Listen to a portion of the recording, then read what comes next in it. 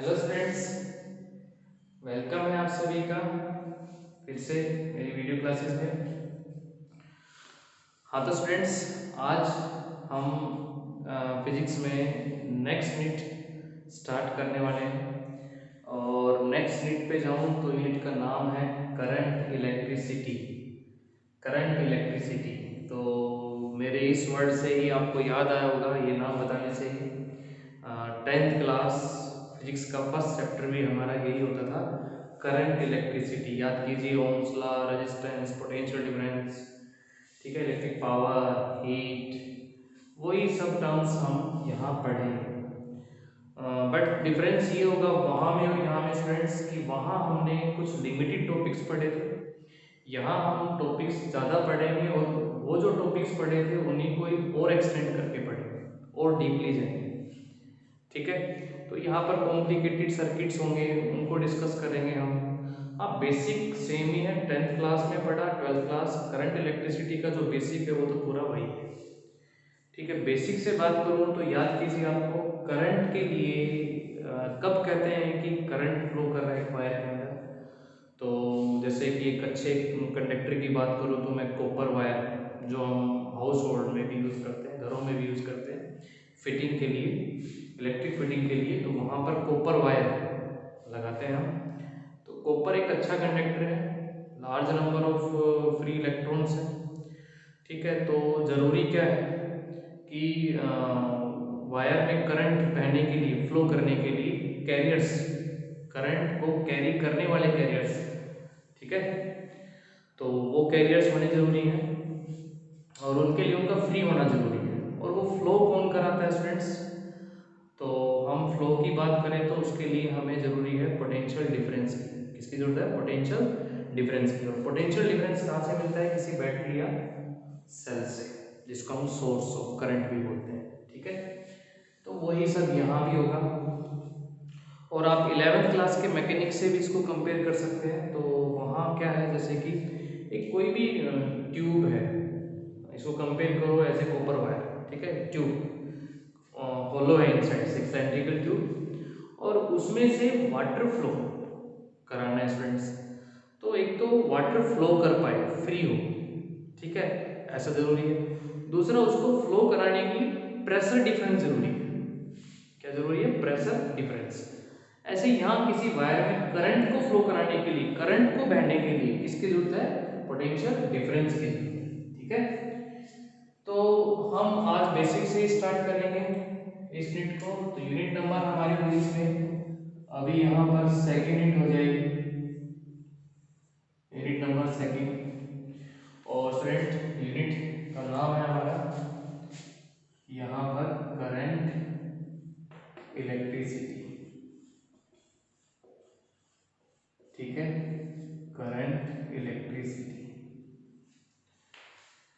तो इस यूनिट को स्टार्ट करते हैं, करंट इलेक्ट्रिसिटी को। तो हम कहें तो ये भी ब्रांच है फिजिक्स की जिसके अंदर हम स्टडी करेंगे, स्टडी अबाउट चार्ज। लेकिन वो चार्ज रेस्ट में नहीं, अब मोशन में, चार्ज इन मोशन।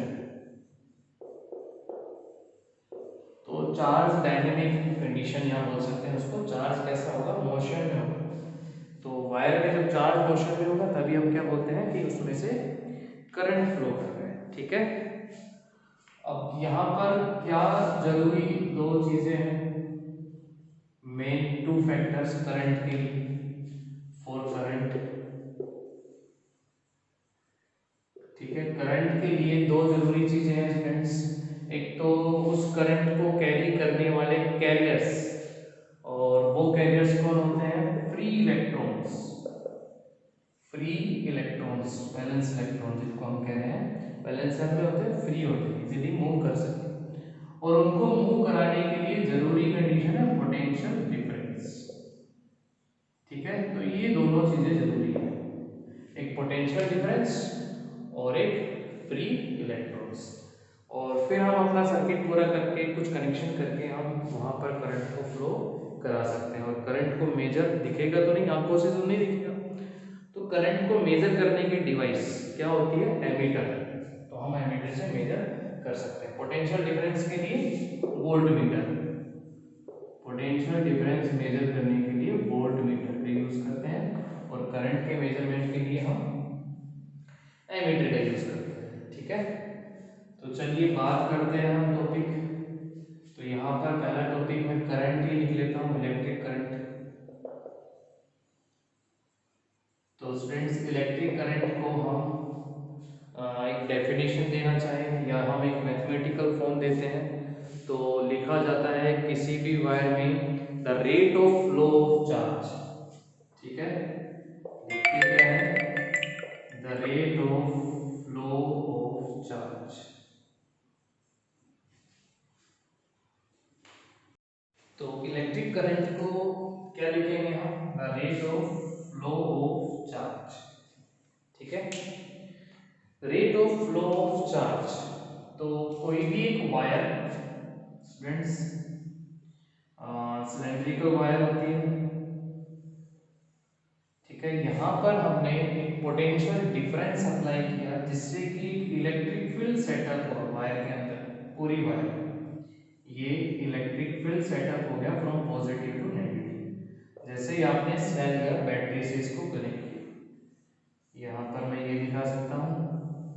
अब आप सभी को पता है एक प्लस और एक माइनस, तो क्या है, ये एक सोर्स है, current source potential difference provide कराएगा, तो जिससे कि यहाँ एक इलेक्ट्रिक फील्ड सेटअप होगा, और वायर में क्या है, फ्री इलेक्ट्रॉन्स। वो इलेक्ट्रॉन्स मूव करेंगे टुवर्ड्स पॉजिटिव, पॉजिटिव की तरफ एक्सेलरेट करेंगे, मूव करेंगे। ठीक है, आगे जाएंगे हम, धीरे धीरे चीज़ें सीखेंगे, बस समझते जाओ, और भी यहाँ पर बहुत सारे क्वेश्चंस बनेंगे। तो वो इलेक्ट्रॉन्स मूव करना स्टार्ट करेंगे टुवर्ड्स पॉजिटिव, और उनके चलने से यहाँ पर क्या बनेगा, एक करंट बनेगा, एक इलेक्ट्रिक एनर्जी डेवलप होगी। और डेवलप करें तो वो एनर्जी इस सोर्स ने या बैटरी ने लगाई है, जिससे कि वो एनर्जी ट्रांसफर हो गई किसके पास, इलेक्ट्रॉन के पास। ठीक है, क्योंकि एनर्जी तो क्या neither be created not be destroyed. तो वो एनर्जी जो है, सोर्स ने एनर्जी जो लगाई, वो किसको मिली, इलेक्ट्रॉन्स को मिली, और जिससे कि वो इलेक्ट्रॉन्स मूवमेंट करने लगे। ठीक है, एनर्जी की बात करो तो कितनी एनर्जी लगी, यहाँ पर पोटेंशियल डिफरेंस भी अगर लिखूं मैं, तो एनर्जी यू या वर्क पोटेंशियल मल्टीप्लाई चार्ज, तो वे इनटू ई, ये एनर्जी मिली इलेक्ट्रॉन्स को, जिससे कि उनके अंदर मूवमेंट स्टार्ट हुआ। और फिर हम कहते हैं कि यहाँ पर उनके फ्लो करने से क्या बना, करंट बना। एंड मैथमेटिकली अगर मैं कोई भी वायर में एक इंस्टेंटेनियस करंट लिखना चाहूँ, अगर वो वेरी भी कर रहा है, तो अगर मैं इंस्टेंटेनियस करंट लिखना चाहूँ, तो उसको मैथमेटिकली लिखेंगे dq अपॉन में dt। ये dq क्या है, स्मॉल चार्ज, और ये स्मॉल चार्ज फ्लो कर रहा है स्मॉल टाइम dt के अंदर। ठीक है स्टूडेंट्स, स्मॉल टाइम dt के अंदर, तो I is equals to dq upon में dt भी लिख सकते हैं, या एक कांस्टेंट चार्ज ही फ्लो कर रहा है पूरा, तो आप I को Q और कोई भी टाइम तक t टाइम तक फ्लो कर रहा है, तो ये भी करंट आप लिख सकते हैं। ठीक है, तो यहाँ पर ऐसा यूनिट जो होती है इसकी इज एम्पियर, कैपिटल A का सिंबल देते हैं, और वो एम्पियर डिफाइन करना पड़े, डिफाइन 1 एम्पियर, तो 1 ampere is equals to 1 coulomb charge flow in a wire in 1 second. तो हम कहेंगे कि उस वायर में कितना करंट बन रहा है, 1 एम्पियर का करंट बन रहा है। ठीक है स्टूडेंट्स, तो इसी से हम अपना आगे का टॉपिक, आगे की टॉपिक को कंटिन्यू करते हैं। देखिए अब इसके बाद आता है ये जरूरी है, इसके लिए पोटेंशियल डिफरेंस होना और कैरियर्स का फ्री होना। चलिए और थोड़ा अच्छे से समझते हैं इसको। तो स्टूडेंट्स इसको और थोड़ा अच्छे से समझते हैं, करंट के टॉपिक को ही। तो मैं यहाँ पर एक सिलेंड्रिकल सरफेस बना देता हूँ, वायर हो गई, और इस पर हमने अप्लाई कर दिया potential difference through the help of battery और सेल। ठीक है, पोटेंशियल डिफरेंस अप्लाई हो गया, इलेक्ट्रॉन जो है वो मूव करेंगे from negative to positive, and electric field from positive to negative, applied electric field, तो जिससे कि यहाँ करंट बनने लगा। अब इलेक्ट्रिक फील्ड आप ये जो सिलेंड्रिकल सरफेसेस के अलोंग ही दिखा रहे हैं, जबकि हमने इलेक्ट्रोस्टैटिक्स में क्वेश्चन बन रहा है यहाँ से, जबकि हमने इलेक्ट्रोस्टैटिक्स में पढ़ा था कि जब भी आप एक कंडक्टर को इलेक्ट्रिक फील्ड में प्लेस करेंगे तो यहाँ पर ये जैसे इलेक्ट्रिक फील्ड है तो यहाँ क्या इंड्यूस हो जाएगा, नेगेटिव, एक अपोजिट चार्ज पॉजिटिव, तो एक अपोजिट इलेक्ट्रिक फील्ड इंड्यूस होता था। ई पोलराइजेशन, या यहाँ पर आप कुछ भी इसको ई सिंबल दे सकते हैं, या ई बी, जो एक फील्ड बिल्डअप हुआ और एक फील्ड आप अप्लाई करते थे तो इनसाइड में इलेक्ट्रिक फील्ड कितना होता था, जीरो। तो वो कंडीशन सर यहाँ क्यों नहीं हुई? देखिए मैं यहाँ पूछूं आप लोगों से कि क्या इस स्फीयर में करंट भी बन रहा था, तो आपका आंसर होगा नहीं सर, करंट तो नहीं था इसमें। तो करंट नहीं था तो मीन्स यहाँ इनसाइड में इलेक्ट्रिक फील्ड कितना था, जीरो। और जबकि यहाँ पर करंट बन रहा है तो करंट के लिए इलेक्ट्रिक फील्ड, तभी तो ये इलेक्ट्रॉन्स मूव करेंगे उस फील्ड के अंदर, इस पॉजिटिव चार्ज के इफेक्ट के अंदर ये इलेक्ट्रॉन्स मूव कर रहे हैं, फील्ड है यहाँ। और अगर ये फील्ड ही नहीं होगा, यहाँ फील्ड जीरो होगा तो कैरियर्स मूव कैसे करेंगे? वो था इलेक्ट्रोस्टैटिक्स, वहाँ करंट के कैरियर्स मूव नहीं कर रहे थे, यहाँ पर वो कैरियर्स मूव कर रहे हैं इलेक्ट्रिक फील्ड से। इलेक्ट्रिक फील्ड कहाँ से मिला है, बैटरी या सेल से, पोटेंशियल डिफरेंस। तो ये फर्क है दोनों में। तो यहाँ पर इलेक्ट्रिक फील्ड जीरो होगा, चार्ज जस्ट इंड्यूस्ड हो गया ना, बट यहाँ पर जो कैरियर्स है वो लगातार मूव, अगर यहाँ कैरियर मूव कर रहे होते तो हम कहते हैं इलेक्ट्रिक फील्ड के अलोंग, बट यहाँ करंट था ही नहीं और यहाँ करंट बन रहा है, ठीक है। तो इलेक्ट्रॉन जो मूव करेंगे फ्रॉम नेगेटिव टू पॉजिटिव, तो डायरेक्शन ऑफ करंट की बात करते हैं, इंपॉर्टेंट है डायरेक्शन। तो डायरेक्शन ऑफ करंट, अब करंट में भी स्टूडेंट्स यहाँ पर हम बात करते हैं इलेक्ट्रॉनिक करंट, इलेक्ट्रॉनिक करंट, और एक जनरली डायरेक्शन हमने कन्वेंशन बना रखी है कि डायरेक्शन, तो याद होगा आपको current direction from positive to negative, उसको हम कन्वेंशनल करंट भी बोलते हैं। क्या बोलते हैं, कन्वेंशनल करंट, साइन कन्वेंशन के अकॉर्डिंग। तो वो कन्वेंशनली जो करंट होता है वो तो फ्रॉम पॉजिटिव टू नेगेटिव ही होता है, फ्रॉम पॉजिटिव टू नेगेटिव ही होता है। तो पॉजिटिव से नेगेटिव इस डायरेक्शन में हम बोले तो कौन सा करंट है, कन्वेंशनल करंट, कन्वेंशनल करंट। और जब इलेक्ट्रॉन मूव कर रहे हैं from negative to positive, electron जिस डायरेक्शन में मूव कर रहे हैं वो डायरेक्शन किसकी होती है, इलेक्ट्रॉनिक करंट की। तो इस डायरेक्शन में कौन हो जाएगा, इलेक्ट्रॉनिक करंट। आई बात समझ में, एक कन्वेंशनल करंट और एक electronic current. Since conventionally current की डायरेक्शन क्या लेते हैं, फ्रॉम पॉजिटिव टू नेगेटिव। अब देखिए करंट जो है डायरेक्शन भी है और वैल्यू भी है, मैग्नीट्यूड भी है और डायरेक्शन भी है। भाई करंट में मैग्नीट्यूड भी है एंड डायरेक्शन भी है। मैग्नीट्यूड और डायरेक्शन है तो कैसी क्वांटिटी है, वेक्टर क्वांटिटी है, बट फिर भी हम इसको कैसी क्वांटिटी कहते हैं, स्केलर क्वांटिटी। इसको हम लिखते हैं स्केलर क्वांटिटी। क्यों, यहां पर हम इसको स्केलर क्वांटिटी जो कह रहे हैं इसको मैं एक एग्जांपल से समझाऊं कि स्टूडेंट्स मान लीजिए यहां 3 एम्पीयर करंट गया ऐसे और इस डायरेक्शन में गया 4 एम्पीयर करंट, उसके बाद ये करंट आ गया इधर। अब 3 एम्पीयर और 4 एम्पीयर और ये एंगल 90 डिग्री, तो वेक्टर रूल से, from vector rule, vector rule मतलब वेक्टर एडिशन रूल अगर मैं कहूं तो यहाँ पर, तो ट्रायंगल ला के वेक्टर एडिशन रूल लगाता हूं तो मैग्नीट्यूड इसका 5 आएगा, बोलो आएगा कि नहीं आएगा, r is equals to under root a square plus b square और प्लस 2ab cos थीटा। कितना आना चाहिए इस डायरेक्शन में, ऐसे गया ऐसे गया, फिर घर आ रहा है तो कितना है आना चाहिए 5 एम्पीयर, कौन से रूल के अकॉर्डिंग, वेक्टर रूल के अकॉर्डिंग। बट ये 5 एम्पीयर नहीं था, ये कितना है 3 + 4, ये था 7 एम्पीयर, तो वेक्टर रूल इस पे अप्लाई नहीं हुआ, ये तो स्केलर के अकॉर्डिंग ऐड हो गया 3 + 4 7। तो स्केलर के अकॉर्डिंग ऐड हो रहा है तो कैसी क्वांटिटी बोलेंगे हम इसको, स्केलर क्वांटिटी ही बोलेंगे। तो मैग्नीट्यूड के अकॉर्डिंग और डायरेक्शन के अकॉर्डिंग याद करो, टेल हेड, तो रिजल्ट हमारा ये आता था ट्रायंगल और वेक्टर एडिशन से, जो अपोजिट ऑर्डर में आता था हेड टू हेड, बट ये तो सेम ऑर्डर फॉलो कर रहा है, तो भी हम कह सकते हैं डायरेक्शन डायरेक्शन से भी और मैग्नीट्यूड से भी जो वेक्टर रूल है इस पे अप्लाई हो ही नहीं रहा है, तो हम इसको कैसी क्वांटिटी बोलेंगे, स्केलर क्वांटिटी बोलेंगे। डायरेक्शन होते हुए भी कैसी क्वांटिटी है, स्केलर क्वांटिटी। तो मतलब आपसे अगर ये पूछा जाए कि भाई यहाँ 2 एम्पियर करंट हुआ, इधर 1 एम्पियर चला गया, इधर जो है यहाँ से आ गया फिर 3 एम्पियर करंट, तो पूछा गया बताओ यहाँ पर कितना करंट होगा, आई।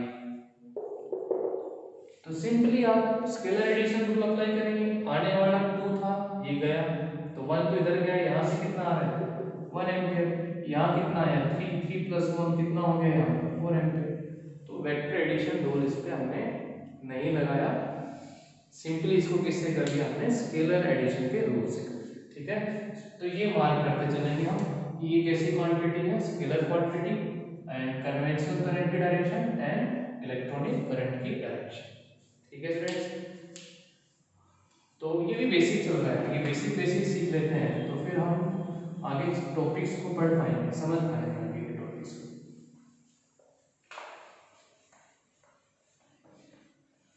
यूनिट का बेसिक आपने अच्छा कर लिया तो पूरी यूनिट में कोई प्रॉब्लम नहीं है।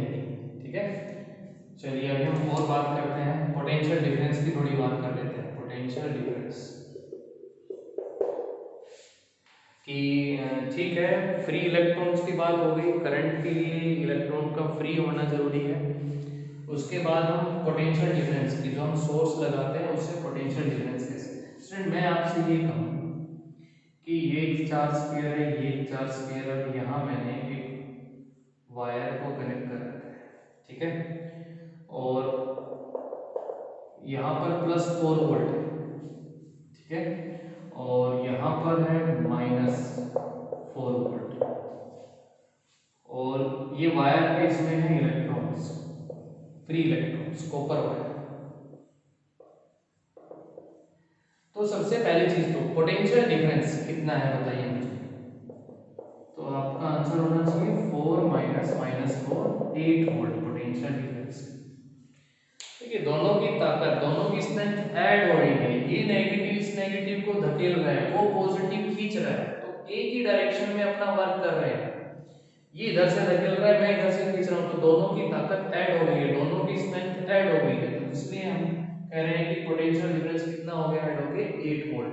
तो कैरियर फ्लो करने लग जाएंगे फ्रॉम नेगेटिव टू पॉजिटिव, जो फ्री इलेक्ट्रॉन्स। ठीक है, आया समझ में। अच्छा मैं आपसे कहूं कि यहाँ पर -2 वोल्ट है, तो क्या होगा, क्या उतनी ही ताकत से ये मूव कर पाएंगे, नहीं। तो अब करंट कम होगा पहले से या ज्यादा होगा, आंसर होगा हमारा कम होगा, क्योंकि सर ये -2 वोल्ट का धक्का लगा रहा है, जबकि वो +4 का, इससे पहले ये -4 से धक्का लगा रहा था। तो अब पोटेंशियल डिफरेंस 4 -2 अब हो गया सर 6 वोल्ट, तो पोटेंशियल डिफरेंस कम हुआ। पोटेंशियल डिफरेंस कम हुआ तो करंट भी कम हुआ। ठीक है, पोटेंशियल डिफरेंस ज्यादा था तो करंट भी ज्यादा था। याद आ रहा है कुछ, potential difference current relation, potential difference बढ़ा करंट बढ़ा, ओम्स लॉ। ठीक है, ओम्स लॉ नहीं है, ओम्स लॉ। हाँ, तो ओम्स लॉ इसी से रिलेटेड था। आगे मान लो यहां पर मैं ऐसे कर देता हूं, अब बोलो यहां पर भी प्लस है, यहां पर भी प्लस है, ये प्लस का 2 वोल्ट है, प्लस का 4 वोल्ट है। अब करंट फ्लो करेगा, सोचो भाई, ये पॉजिटिव इधर खींच रहा होगा, वो पॉजिटिव इधर खींच रहा होगा, फ्लो करेगा, क्योंकि अभी भी क्या बना हुआ है, पोटेंशियल डिफरेंस। अब कितने का है, 4 माइनस, ये तो प्लस का है, तो 2 वोल्ट का पोटेंशियल डिफरेंस है। ज्यादा ताकत ये लगाएगा और खींच ले जाएगा इन इलेक्ट्रॉन्स को, तो करंट बढ़ेगा। कब तक करंट बढ़ेगा, जब तक कि पोटेंशियल डिफरेंस रहेगा। अच्छा ये बताओ आप, +4 वोल्ट अब फ्लो करेगा नहीं, जितनी ताकत इधर से ये लगा रहा है इन इलेक्ट्रॉन्स पे, उतनी ही ये लगा रहा है, और पोटेंशियल डिफरेंस हो गया 4 -4 मींस 0, तो कोई भी कैरियर्स यहाँ पर फ्लो नहीं करेंगे। तो फ्री इलेक्ट्रॉन्स कब मूव करेंगे फ्रेंड्स, जब क्या होगा, पोटेंशियल डिफरेंस होगा। पोटेंशियल डिफरेंस होगा तभी वो मूव करेंगे, और तभी वायर में क्या बनेगा, करंट। आया समझ में पोटेंशियल डिफरेंस का कंसेप्ट। तो एक सर्किट बना लेते हैं फिर से। सिलेंड्रिकल वायर हो गई, जिसका हम ये बोलते हैं एरिया ऑफ क्रॉस सेक्शन। इस क्रॉस सेक्शन में से जो है फील्ड बनता है। यहाँ फील्ड कैसे बनेगा, जब हम यहाँ पर पोटेंशियल डिफरेंस, एक बैटरी लगाई मैंने यहाँ, एक इलेक्ट्रिक फील्ड बना, ठीक है, और इलेक्ट्रॉन्स थे इसमें, इस क्रॉस सेक्शन में, वो इलेक्ट्रॉन्स मूव करने लगे टुवर्ड्स द पॉजिटिव, और यहाँ क्या बनने लगा, फिर उससे करंट बनेगा, और वो करंट हमने मैथमेटिकली स्टूडेंट्स क्या लिखा, Q बाई टी, और Q हम कैसे भी निकाल सकते हैं, NE बाई टी, और कैसी क्वांटिटी है, स्केलर क्वांटिटी है, ठीक है, अलजेब्रिक एडिशन इसका हो जाता है। और ये भी हमने क्या अप्लाई किया इस पे, पोटेंशियल डिफरेंस।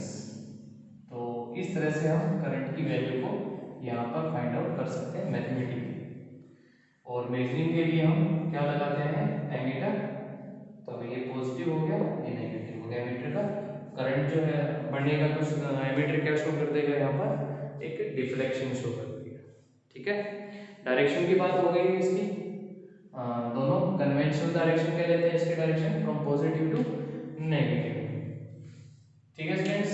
तो देखिए क्या होता है कि यहाँ पर ये जो है नेगेटिव इसको धकेल रहा है, ये पॉजिटिव इसको खींच रहा है, जिससे इलेक्ट्रॉन्स को क्या मिल रही है, एनर्जी मिल रही है। अच्छा, अगर मैं यहाँ पर ये कर दूं कि ये जो हमारे पास सिलेंड्रिकल वायर है, यहाँ हमने पॉजिटिव तो दे दिया इसको, प्लस का फॉरवर्ड मान लो, ठीक है, और इस वाले एंड की मैंने ये अर्थिंग करा दी, क्या करा दी मैंने, अर्थिंग। तो अब क्या करंट फ्लो होगा, कैरियर्स तो है इसके पास। पोटेंशियल डिफरेंस चेक करो स्टूडेंट्स, अर्थिंग का पोटेंशियल कितना होता है, 0। तो पोटेंशियल डिफरेंस हमारा है 4 minus 0, 4 volt, means current flow करेगा, इलेक्ट्रॉन मूवमेंट करेंगे टुवर्ड्स पॉजिटिव। कितने पोटेंशियल डिफरेंस से, 4 वोल्ट से, ठीक है। तो ये इलेक्ट्रॉन जो है मूव करते हैं पॉजिटिव की तरफ, नेगेटिव इनको धकेल रहा है, ठीक है, यहाँ तक आ रहे हैं, और फिर से क्या है, यही कंटिन्यू आगे फ्लो करते जा रहा है। तो यहाँ पर इस तरह से हम कह रहे हैं पूरे सर्किट में क्या बन रहा है, यहाँ पर एक करंट बन जाता है, ठीक है। आया कंसेप्ट समझ में, पोटेंशियल डिफरेंस और सिंपली एक करंट का। चलिए अभी हम इसमें बात करते हैं पोटेंशियल डिफरेंस से रिलेटेड ही एक टॉपिक पढ़ेंगे स्टूडेंट्स, यहाँ पर ईएमएफ का, ठीक है, ईएमएफ।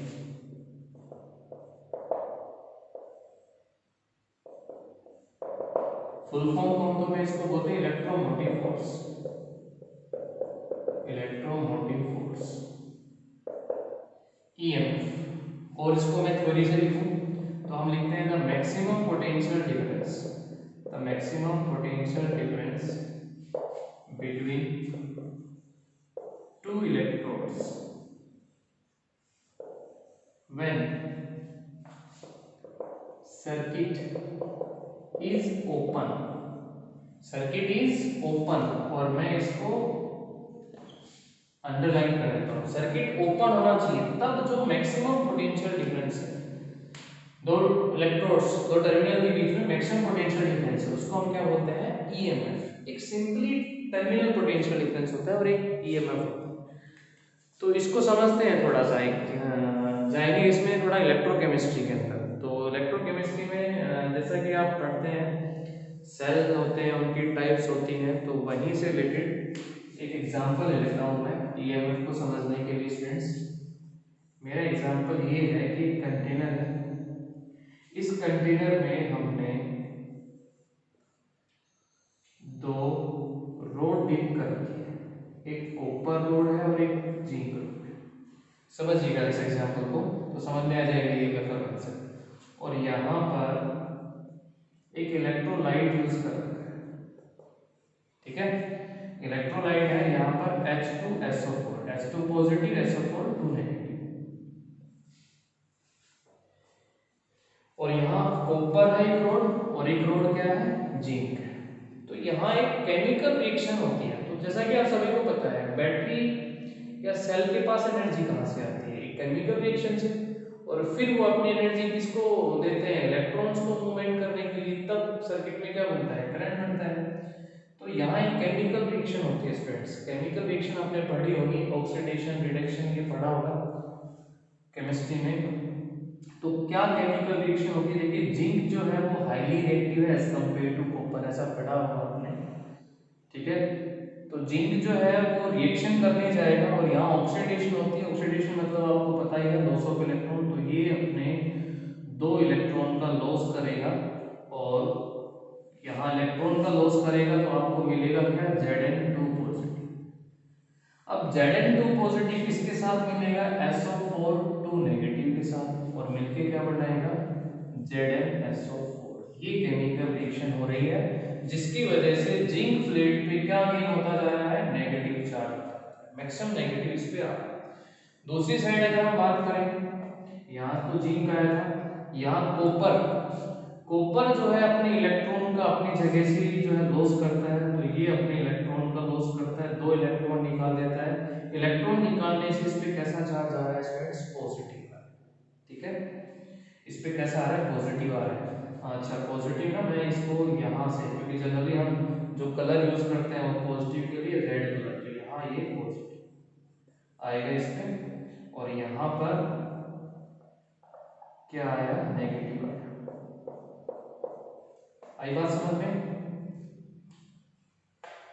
जिंक ने आके खुद रिएक्शन करी, Zn2 पॉजिटिव, इलेक्ट्रॉन का लॉस करके आया, जबकि यहाँ कॉपर के इलेक्ट्रॉन आए, और इलेक्ट्रॉन आए तो ये 2 इलेक्ट्रॉन किसके साथ कंबाइन हो जाते हैं, H2, और फिर हाइड्रोजन, न्यूट्रल हाइड्रोजन गैस आपको मिलती है। तो ये केमिकल रिएक्शन हो रही है। इसके इलेक्ट्रॉन आने से यहाँ क्या आता जा रहा है, पॉजिटिव, जबकि जिंक एटम खुद आता है अपने इलेक्ट्रॉन का वही लॉस करके। तो यहाँ पर इलेक्ट्रॉन है, तो यहाँ क्या आता जा रहा है, नेगेटिव। कॉपर क्या गेन कर रहा है, मैक्सिमम पॉजिटिव, और जिंक जो है वो क्या गेन कर रहा है, मैक्सिमम नेगेटिव, इस केमिकल रिएक्शन के लिए।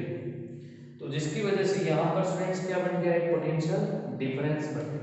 अब जब आप यहाँ कोई भी जो है इलेक्ट्रिक डिवाइस, या कहें तो मैं यहाँ सर्किट कंप्लीट करता हूँ,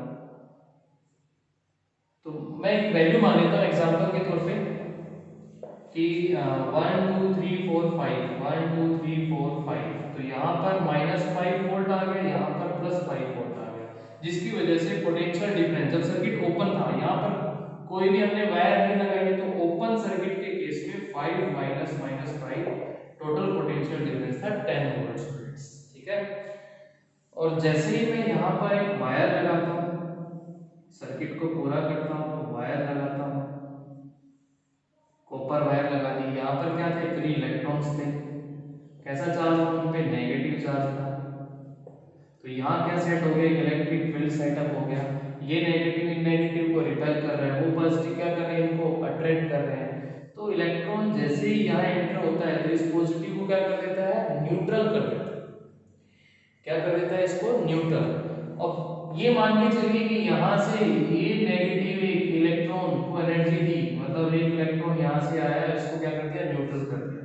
तो यहाँ कितना रहेगा, +4 वोल्ट, और वहाँ कितना रहेगा, -4 वोल्ट। अब पोटेंशियल डिफरेंस कितना है, 4 -4 कितने का है, 8 वोल्ट का, जबकि पहले कितना था, 10 वोल्ट, अब कितना है, 8 वोल्ट। तो सर्किट क्लोज करने से कम हुआ या ज्यादा हुआ, तो हम कहेंगे कि कम हुआ। तो मैक्सिमम कब था, जब सर्किट कैसा था, ओपन था। तो इसलिए यहाँ पर ये लिखा जाता है ओपन सर्किट।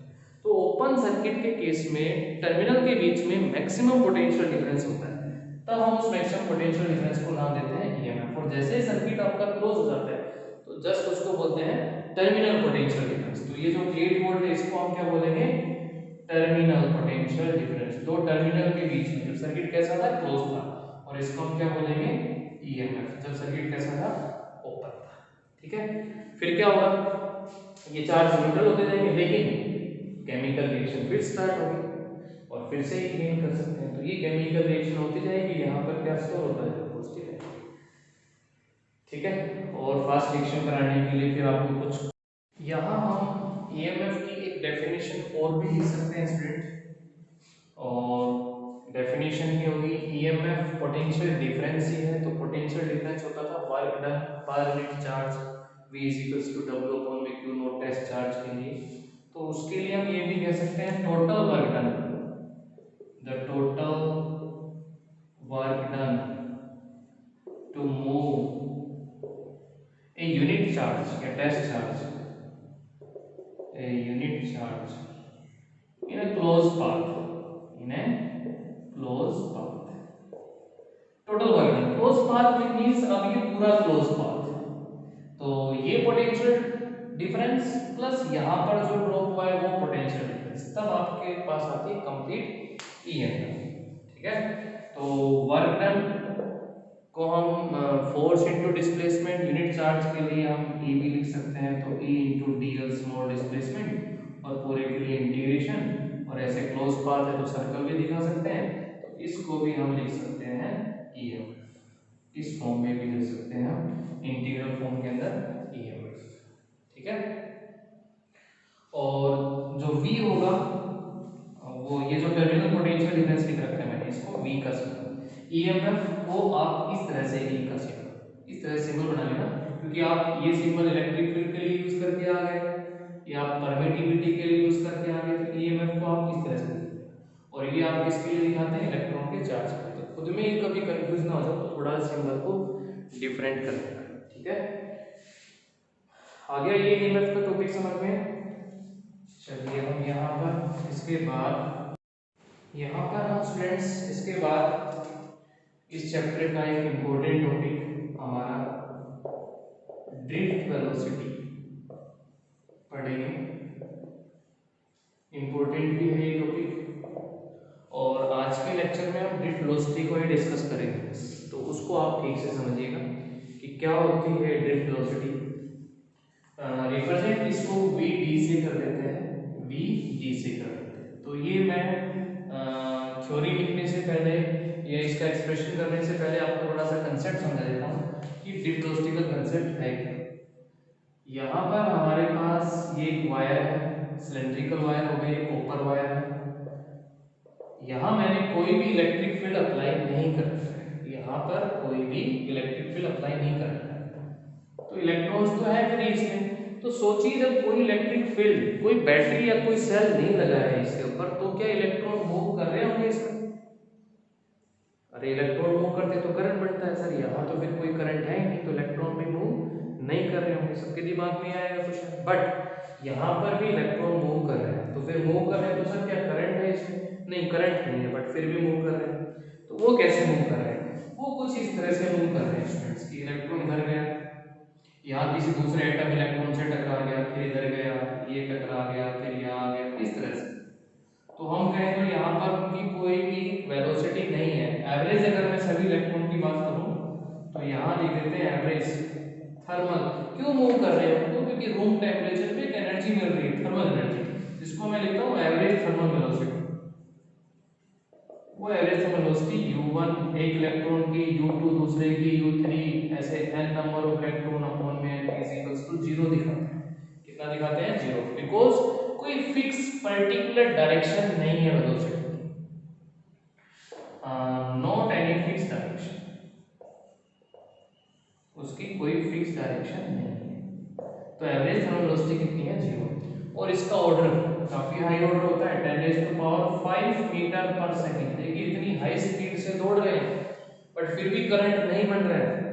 क्यों नहीं बन रहा है? क्योंकि एक पर्टिकुलर डायरेक्शन के पास नहीं है, और वो डायरेक्शन पर्टिकुलर, एक जो डायरेक्शन मिलेगी वो कब मिलेगी? जब यहाँ पर आप एक इलेक्ट्रिक फील्ड अप्लाई करेंगे। तो चलिए अब हम इस पे, इस वायर पे इलेक्ट्रिक फील्ड अप्लाई कर देते हैं, पॉजिटिव नेगेटिव, बैटरी लगा दी या सेल लगा दी, जिससे कि क्या हुआ कि वो इलेक्ट्रॉन क्या, अब देखिए वो कैसे चलेगा इलेक्ट्रॉन। पहले से एक इलेक्ट्रॉन इधर जा रहा था थर्मल वेलोसिटी से, इलेक्ट्रिक फील्ड ने फोर्स लगाया, इधर लगाया फोर्स, तो क्या इधर चलने लग जाएगा? नहीं, एक रिजल्टेंट पाथ के अलोंग यहाँ चलेगा। यहाँ वो टकरा जाता है, डायरेक्शन चेंज होती है, कोलाइड हो जाता है, मान लो इस डायरेक्शन में आ गया, बट फील्ड ने फिर इधर फोर्स लगाया, अब वो इधर आएगा। तो अब वो एक डेफिनेट पाथ, एक डेफिनेट डायरेक्शन में एक्सेलरेट होता है, और वो इलेक्ट्रॉन जिस पे नेगेटिव चार्ज है किधर एक्सेलरेट होता है, टुवर्ड्स द पॉजिटिव, जिसकी वजह से यहाँ पर हम कहते हैं कि अब करंट बन गया है, अब वो एक वेलोसिटी अटेन कर लेगा, और सभी इलेक्ट्रॉन की मिला के एक एवरेज वेलोसिटी निकालते हैं, उसको हम बोलते हैं फिर यहाँ ड्रिफ्ट वेलोसिटी। ठीक है, क्या बोलते हैं, ड्रिफ्ट वेलोसिटी। तो एक एवरेज वेलोसिटी निकालेंगे यहाँ पर, और वो एवरेज वेलोसिटी हमारी ड्रिफ्ट वेलोसिटी है, और स्टूडेंट्स उसका ऑर्डर होता है 10⁻⁻⁴ मीटर पर सेकेंड। देखिए कितना कम ऑर्डर है। ठीक है, तो क्या हुआ, वो इधर गए, टकरा गया, दूसरा इलेक्ट्रॉन इधर आया, टकरा गया, इधर आया, टकरा गया, तो यहाँ पर अभी कुछ ना कुछ डिस्प्लेसमेंट आ गई है। ये इनिशियल था, ये फाइनल है, तो यहाँ पर एक डिस्प्लेसमेंट आ गई है, तो यहाँ वो वेलोसिटी जो होगी वो क्या होगी, डिस्प्लेसमेंट अपॉन में टाइम, एक शॉर्ट डिस्प्लेसमेंट। तो अब जो वेलोसिटी उसने गेन करी डेफिनेट डायरेक्शन में, उनकी एवरेज निकाल देते हैं, तो हम बोल देते हैं वो क्या है, ड्रिफ्ट वेलोसिटी।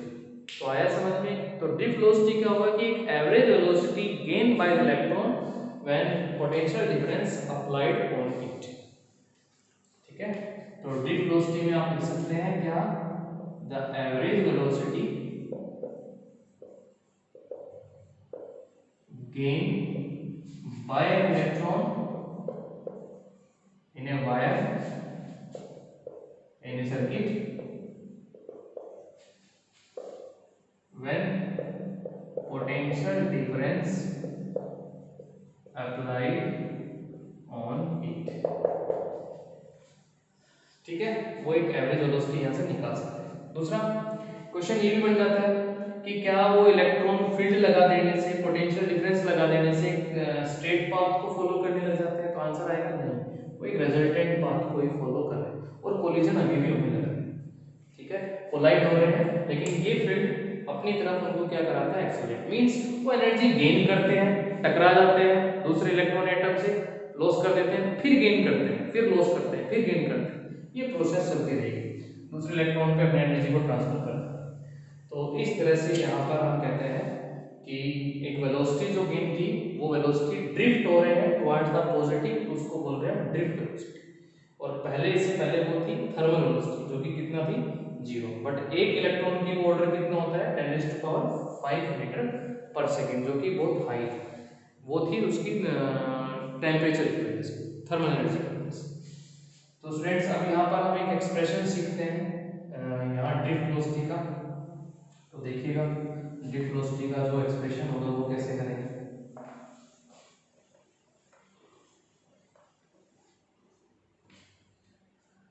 इसके लिए मैथमेटिकल एक्सप्रेशन,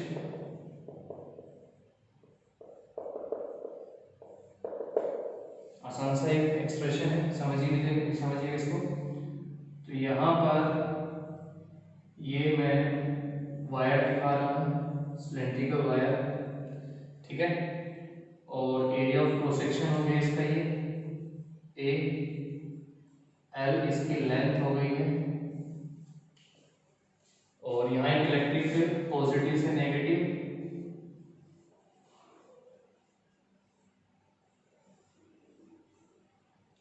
उस इलेक्ट्रिक फील्ड को ई से लिख लिया। इलेक्ट्रॉन्स मूव कर रहे हैं टुवर्ड्स द पॉजिटिव, तो इनिशियली उनकी thermal velocity u1 plus u2 plus u3 plus un upon n, students कितना रखेंगे आप, 0 रखेंगे। ठीक है, और अब एक इलेक्ट्रॉन ने v1 फाइनल वेलोसिटी बोलूंगा मैं इसको, फाइनल वेलोसिटी, जब उस पर क्या अप्लाई किया, इलेक्ट्रिक फील्ड अप्लाई किया, तो वो गेन करेगी, डायरेक्शन है इसकी, तो ये हो गई फाइनल वेलोसिटी। जब उस पर electric field, when electric field applied on it, friends इसमें भी मैं आपको बता देता हूँ कि डिफरेंट टाइप से हम ड्रिफ्ट वेलोसिटी को फाइंड आउट कर सकते हैं अलग अलग ऑथर इसके लिए। एक फॉर्मूला बता रहा हूँ मैं अभी, एक फॉर्मूला इसके बाद और बताऊंगा, थोड़ा सा वेरिएशन आता है और वो वेरिएशन इग्नोर भी किया जा सकता है अप्रोक्सीमेशन के अंदर। तो वो क्या वेरिएशन आएगा, वो क्या फॉर्मूला होगा, उसको भी बताऊंगा। पहले आप एक फॉर्मूला ये समझिए ड्रिफ्ट वेलोसिटी को निकालने का। अलग अलग जो ऑथर है वो अलग अलग अजम्पशंस कर लेते हैं। तो यहाँ जैसे कि हम मान रहे हैं कि हर इलेक्ट्रॉन की अपने पास अलग थर्मल वेलोसिटी थी, ठीक है, और बाद में उन्होंने जो गेन करी वो भी अलग अलग। तो पहले इलेक्ट्रॉन ने गेन करी फाइनल वेलोसिटी कितनी v1, अब वो v1 कितनी आएगी, मैं यूज करूं इक्वेशन ऑफ मोशन, तो v is equals to u plus at, एक इक्वेशन पढ़ी है हमने। तो v1 इज इक्वल्स टू कितना हो जाएगा स्टूडेंट्स, पहले उसकी वेलोसिटी इनिशियल कितनी थी जो थर्मल थी u1, एक्सेलरेशन a, और ये टाइम कौन सा आएगा जिस टाइम तक उसने उस v वेलोसिटी को गेन किया। मींस देखिए एक इलेक्ट्रॉन यहां से चल के दूसरे एक एटम से इलेक्ट्रॉन से टकरा गया, तो ये यहां से यहां तक का टाइम है t, जब तक उसने v वेलोसिटी को गेन किया। तो यहां वो टाइम t1। एक्सेलरेशन सभी इलेक्ट्रॉन में सेम होगी, कैसे निकालेंगे, फोर्स क्या होता है, मास इनटू एक्सेलरेशन। एक्सेलरेशन क्या हो जाएगा, फोर्स अपॉन में मास, फोर्स क्या आ जाएगा e इनटू में चार्ज। इलेक्ट्रिक फील्ड यूनिफॉर्म हो जाता है, पूरी वायर में एग्जिस्ट कर जाता है। चार्ज सभी इलेक्ट्रॉन का सेम है, सभी इलेक्ट्रॉन का मास सेम है, तो एक्सेलरेशन सभी की क्या आने वाली है, तो एक्सेलरेशन सभी की क्या रहेगी, सेम। ठीक है, सिमिलरली हम दूसरे इलेक्ट्रॉन की बात करें v2, तो वो आ जाएगा u2 प्लस a। अब ये टाइम डिफरेंट है कि कोई पहले टकरा रहा है, कोई थोड़ा और चल के टकरा रहा है, सबका कोलाइडिंग पाथ जो है वो इंडिविजुअल इलेक्ट्रॉन्स का वो डिफरेंट डिफरेंट है, ये हमने मान रखा है इसके अंदर। तो एक्सेलरेशन सभी की सेम है और टाइम जो टकराने का कोलाइडिंग टाइम होगा, कोलिजन टाइम जो होगा वो t1 t2 हो गया। अच्छा एक चीज और यहाँ मैं बता देता हूँ, थोड़ा सिंबल चेंज कर दिया और इस टाइम को बोला गया है रिलैक्सेशन टाइम, रिलैक्सेशन टाइम। तो क्या होगा रिलैक्सेशन टाइम, तो time elapsed during two successive collision, ये भी लिख सकते हैं आप, time between two successive collision. Means एक इलेक्ट्रॉन टकराता है इलेक्ट्रिक फील्ड से, फिर एनर्जी गेन करता है, फिर टकराता है, तो उनके बीच का जो टाइम उसको रिलैक्सेशन टाइम, और यहाँ उसका सिंबल दिया जाता है टाउ का। टॉर्क के लिए जो सिंबल देते हैं ना वो सिंबल, इसको टॉर्क, तो फर्स्ट इलेक्ट्रॉन के लिए ये मैं टॉर्क 1 कर देता हूँ, सेकंड इलेक्ट्रॉन के लिए टॉर्क 2 कर देता हूँ। सिमिलरली आप v3 लिखेंगे तो v3 जो तीसरे इलेक्ट्रॉन ने गेन करी वेलोसिटी जब इलेक्ट्रिक फील्ड लगा, तो u3 8 टॉर्क 3। ये आ गई v1 v2 v3 v4 vn, क्या आ गई है जो उन्होंने फाइनल वेलोसिटी गेन करी, और ये कब गेन करी, जब उसने क्या अप्लाई किया था वायर पे इलेक्ट्रिक फील्ड, और ये कौन गेन कर रहा है, इलेक्ट्रॉन गेन कर रहा है।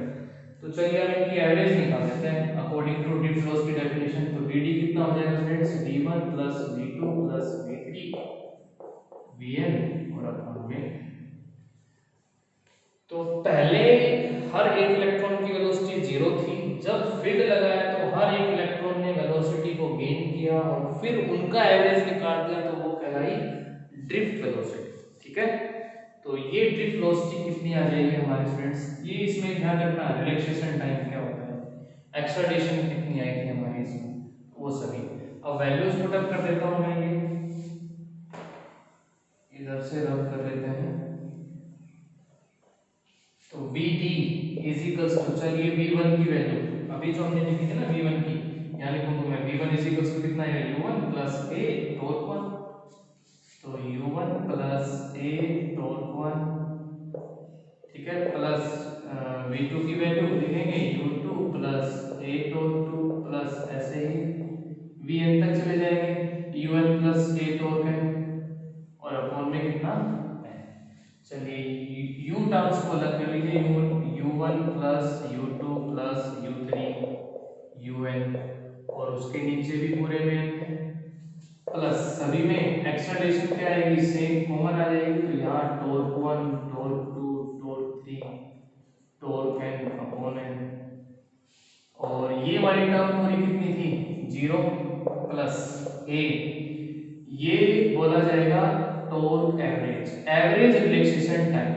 क्या बोलेंगे इसको, average relaxation time, torque average से लिख लेंगे इसको, और ये आ जाएगी ड्रिफ्ट वेलोसिटी।